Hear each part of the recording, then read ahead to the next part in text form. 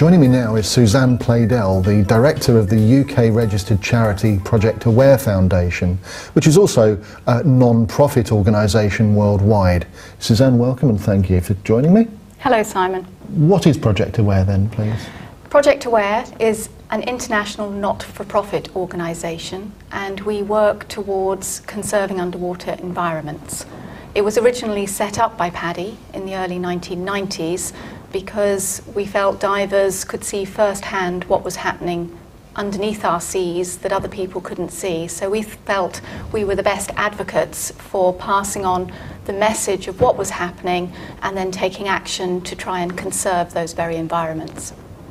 How has it evolved over the years in terms of its role with divers and anyone connected with underwater? Well, certainly our constituent audience, our supporters, are divers, snorkelers, water enthusiasts, and we have millions of those around the world. So to be able to rally that support and speak out for the environment has been tremendously successful in terms of the initiatives we've been able to put in place. We educate, we take action, and we do advocacy work to support conservation around the world. But we also have a grant programme so that we can support more grassroots projects that wouldn't otherwise get off the ground. So we do give money out internationally on a quarterly basis. To date, we've given out over $3 million since we started in 1992, so we feel that's a great achievement. Can you give us an actual example of a project you've been involved with?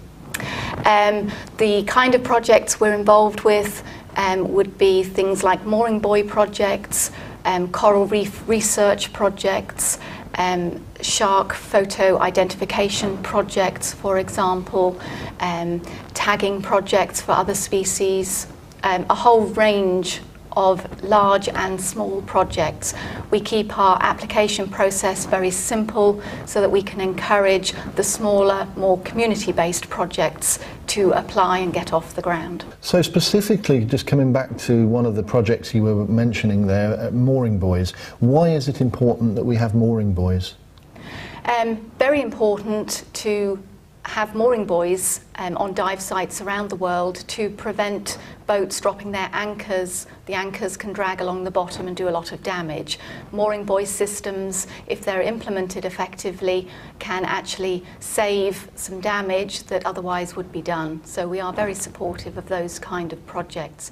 We have a mooring buoy guide that provides technical information for those parties that want to set up a system, and we can provide financial assistance to help that happen as well. Another project was Coral Watch, I suppose I would call it. Can you explain that to us? Yes, one of our take action projects that anybody can get involved with, whether you're a snorkeler, a water enthusiast or a diver, is the Coral Watch project. And that is just a very simple survey to look at the effects of coral bleaching on coral reefs around the world. We provide a very simple colour chart that you can take in the water. You compare the colour of the coral with the colour on the coral chart, and then just simply upload the information onto the website.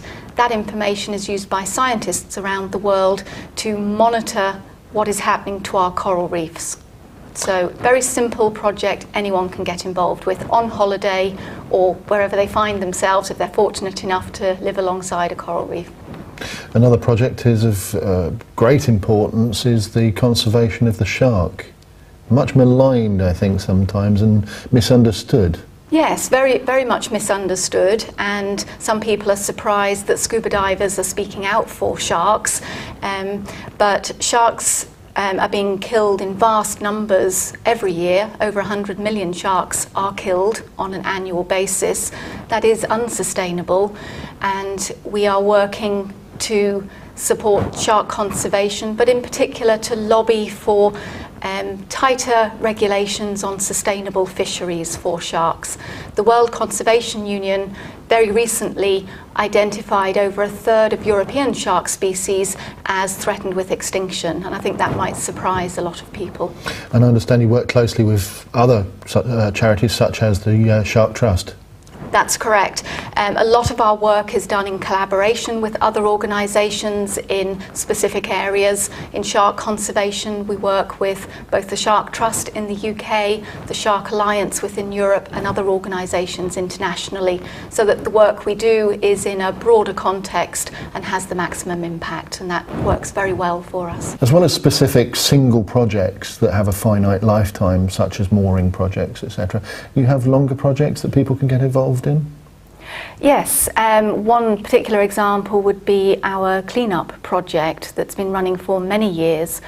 We support the World Cleanup Day, and thousands of coordinators around the world do cleanups in September, specifically to gather data about what kind of rubbish has been dumped along our waterways. That information is collated into reports and used to lobby for better regulations with the disposal of rubbish around the world. Anyone can get involved. They can go to their local dive centre and go clean up the beach. The good thing is, because it happens every year, you can actually monitor what's happening in a specific location from year to year. Because presumably some dive operators have a responsibility really which maybe they're not fully performing to. I think all dive operators have responsibilities, and increasingly we're seeing them take up ownership of those responsibilities, being proactive in their environments and working very hard to support those environments. So it's definitely getting better? Absolutely getting better, yes. Yes. Artificial reefs, where maybe an old Navy frigate or something like that has been deliberately scuppered, is that something that you are involved in? We have supported artificial reef projects in the past. Very often they have a very positive impact on the environment by attracting quite a diverse marine life amongst the reef segments.